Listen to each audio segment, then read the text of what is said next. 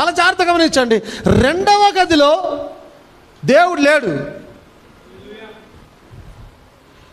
దేవుని ప్రెజెన్స్ కనిపిస్తూ ఉంది, కానీ లిటరల్గా దేవుడు లేడు అక్కడ. ఆమేన్.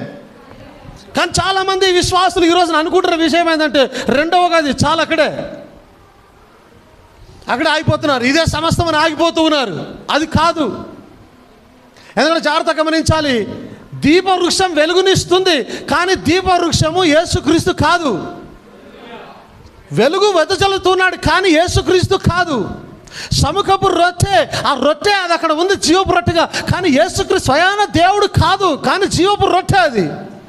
ఆమేన్. అంటే లిటరల్గా ఖచ్చితంగా దేవుడు అక్కడ లేడు, కానీ ఆయన సన్నిధి ఉన్నది అక్కడ. ఆయన వెలుగునిస్తూ ఉన్నాడు, ఆయన ఆహారాన్ని ఇస్తూ ఉన్నాడు, ఆయన స్తుతింపబడుతూ ఉన్నాడు. ఆమేన్. దేవునికి స్తోత్రం కలుగును గాక. మనం కూడా దేవుని యొక్క రెండవ గది, మొదటి గది ఆవరణాన్ని దాటుకొని రెండవ గదిలోనికి ఇక్కడికి వచ్చిన తర్వాత ఇక్కడ దేవుని యొక్క వాక్యం బయలుపరచబడుతూ ఉన్నది. దేవుని యొక్క వెలుగు ఇక్కడ వస్తూ ఉన్నది. ఆమేన్. దేవునికి స్తుతి నైవేద్యం పైకి వెళ్తూ ఉన్నది ఇక్కడ.